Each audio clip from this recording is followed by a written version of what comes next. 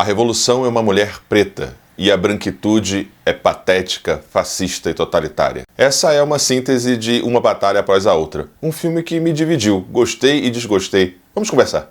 Fala aí pessoal do Filodoxia, tudo tranquilo, tudo beleza? Eu sou o Thiago Ribarni e você está no Filodoxia para o bate-papo, uma resenha com o spoiler de Uma Batalha Após a Outra. Simbora!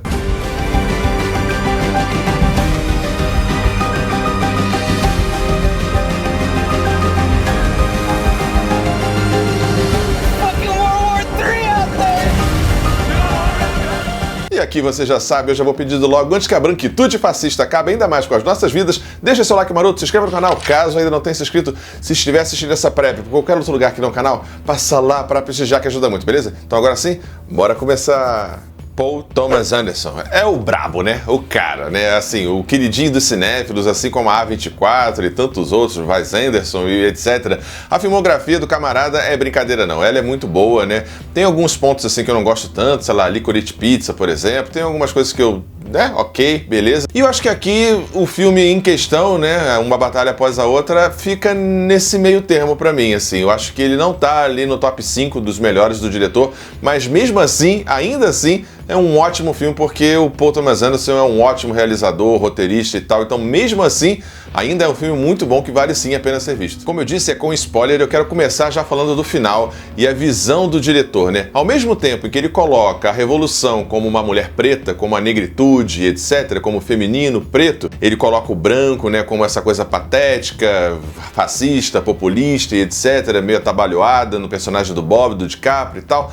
Isso é um ponto bacana, isso é um ponto positivo, mas o final do filme é um final cínico, né? É um final cínico. Parece que o Paul Thomas Anderson vê a revolução como um passeio que você faz pra ir no shopping, né? É o que a filha do Bob faz no final, né? Tá bom, vai lá, ele fica em casa, brincando com o celular, com a selfie, o revolucionário, e a filha vai fazer a revolução como quem vai num passeio, numa trilha com os colegas, e não vai mudar nada. Então a visão final é uma visão cínica, né?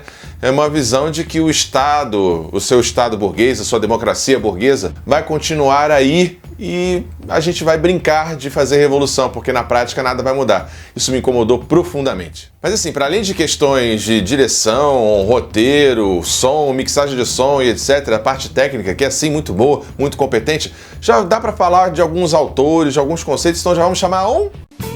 Momento Filosófico.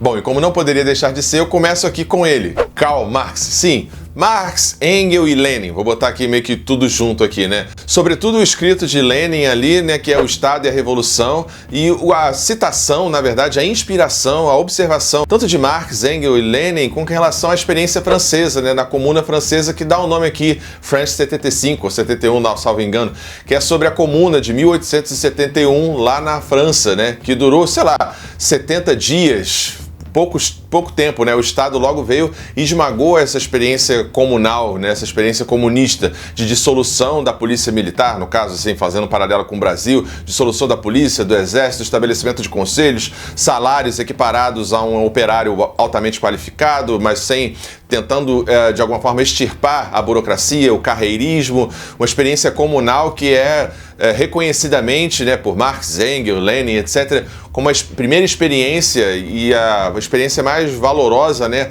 ali no final do século XIX, na França, de experiência comunista. E aqui o Karl Marx ajuda a gente a pensar essa ideia do fim do Estado.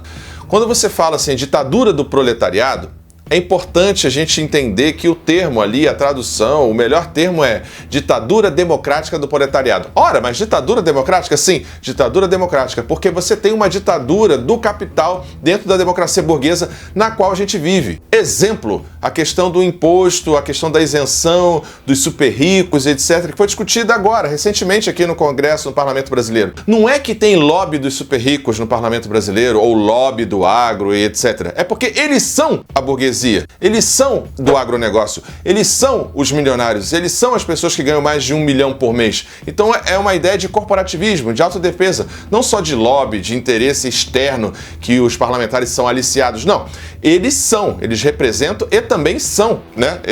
O Estado, a democracia burguesa, ela é uma estrutura que organiza a desigualdade para que ela se mantenha assim, desigual. É uma opressão da minoria sobre a maioria. Então, quando você faz, por exemplo, no Brasil, essa questão da reforma, imposto de renda, etc., é um jeito de você fazer certa justiça social. Só que, em termos revolucionários, não é suficiente, não basta. Né? Em termos revolucionários, se luta pelo fim do Estado, pela dissolução do Estado burguês, da democracia burguesa, tal qual ela é, tal qual ela se apresenta. O governo petista, por exemplo, eu estou à esquerda do PT.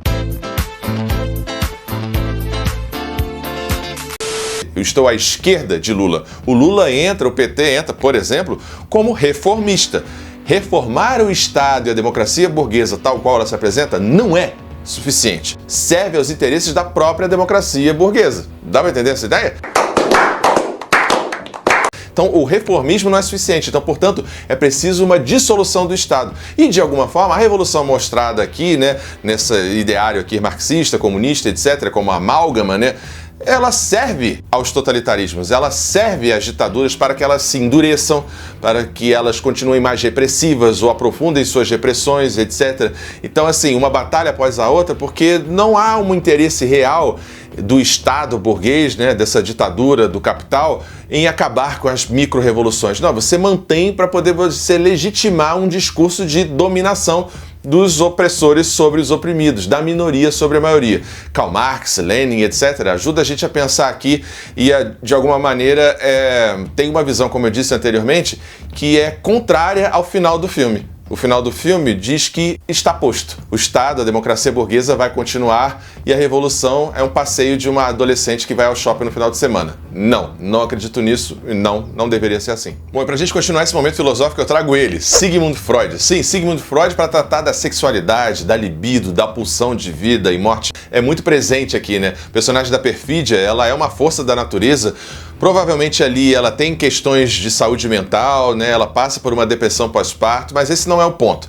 O ponto aqui é que a ideia do Paul Thomas Anderson, eu acho muito feliz nesse sentido, né? Que a revolução é uma mulher preta e uma mulher preta sexualizada, potente, erótica, sedutora, grávida, prem de vida, né? Querendo dar a vida, a revolução e tal. Essa eu acho uma ideia bem interessante assim. E o Freud ajuda a gente a pensar essa perspectiva das pulsões de vida, morte e da libido, do prazer de se fazer aquilo que se faz, de lutar por aquilo que se luta. Então é interessante pensar, junto com Freud, essas projeções, essas realizações, essa libido na tarefa do revolucionário, por exemplo, né?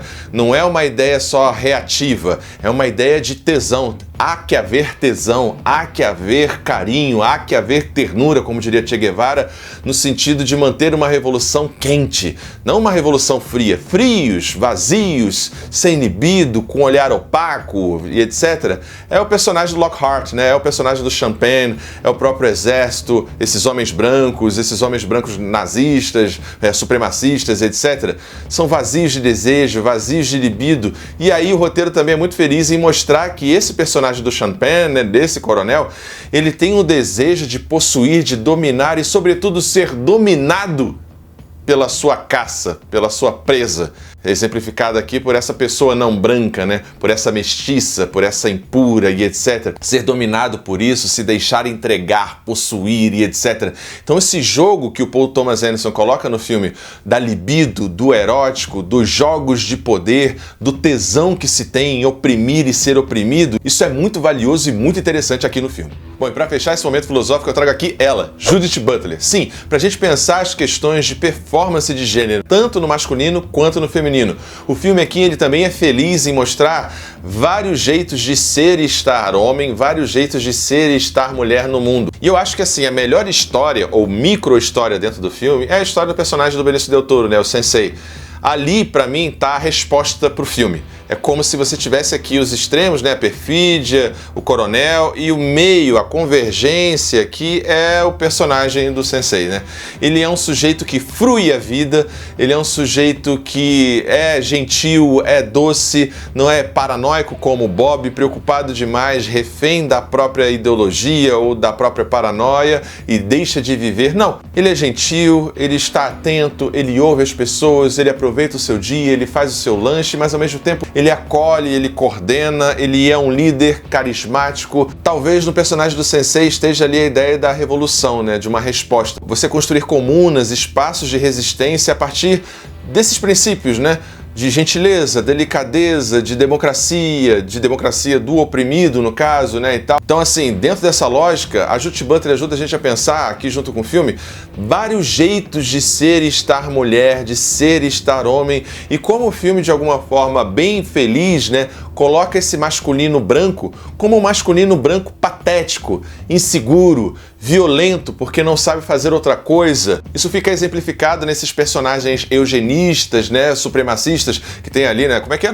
Os Garotos do Natal, enfim, um troço ridículo, né, o diretor mostra esse ridículo que tá ali, um pessoal velho, carcomido, branco, esquisito. O próprio personagem, né, do Sean Penn, ele se torna desfigurado, né, ele vai se desfigurando, né, emocionalmente e fisicamente ao longo do filme. Tem um final patético, um final tosco, como tem que ser. E a revolução, como eu disse, é uma mulher preta, e o filme mostra bem essas possibilidades do feminino e do masculino, né? O que é ser uma mulher feminina? É ser delicada? É ser anti-armas? É não ir pra guerra? É não ir pra batalha? O que é ser um homem masculino? Né? Então tem várias questões. O que é masculinidade? O que é feminilidade? Bom, bora lá voltar pra resenha. Enfim, é chover um pouco no molhado, né? Paul Thomas Anderson é um excelente realizador, diretor, roteirista e etc. Tem filmes que eu gosto mais ou menos dele, mas todos são bem interessantes de ser assistidos, valem a pena ser buscados. E aqui, pra mim, Uma Batalha Após a Outra não é nada disruptivo, não é nada revolucionário. É um filme que vai passar batido, é um filme que deve ter prejuízo de bilheteria, não é um filme que custou barato, tem um elenco estrelado, né? Tem o DiCaprio, assim, num papel muito bem executado, num personagem muito bem construído. Tem, assim, como é que eu posso dizer? Um ritmo que é cativante, que é enervante, que se mantém muito por conta de um uso manipulativo da trilha, né? A trilha é um pouco manipulativa, sobretudo ali no trecho da piada, de não lembrar a senha e tal. Ele tá só sentado no sofá, mas a trilha te mantém alerta, te mantém atento. Se tirássemos daquela sequência a trilha enervante e tal, manipulativa, como eu acho que foi, perde, o filme esvazia, o filme depende muito da trilha, e eu senti falta de ver um pouco mais da mídia, eu senti falta de ver um pouco mais do mundo. E alguns arcos e personagens que poderiam parecer interessantes não foram desenvolvidos, foram apresentados e abandonados rapidamente. Por exemplo, sei lá, o arco das freiras guerreiras pretas lá, latinas, lá no santuário, o que é a cidade santuário, enfim. O filme, ele pincela muitas coisas, mas aprofunda pouco, e tem esse final, que é um final cínico com relação à revolução, que me pegou bastante. Bom, então por isso tudo, a minha nota para Uma Batalha Após a Outra é nota 7.7. É um filme bacana, é um filme legal, tem lá os seus pontos positivos, mas também tem seus pontos negativos, e o final, que é um final complicado, como eu já disse anteriormente, fez o filme perder bastante nota por essa visão cínica do revolucionário e da revolução. É isso, pessoal. Espero que você tenha gostado desse bate-papo. Não esquece de deixar seu like, se inscrever no canal caso ainda não tenha se inscrito, e até a próxima, pessoal. Tchau, tchau. Valeu! Ajude o Filodoxia a continuar crescendo. Essa é a nossa chave Pix. Considere o clube de membros e muito obrigado por apoiar o canal. Sem você, ele não seria possível. Muito obrigado sempre.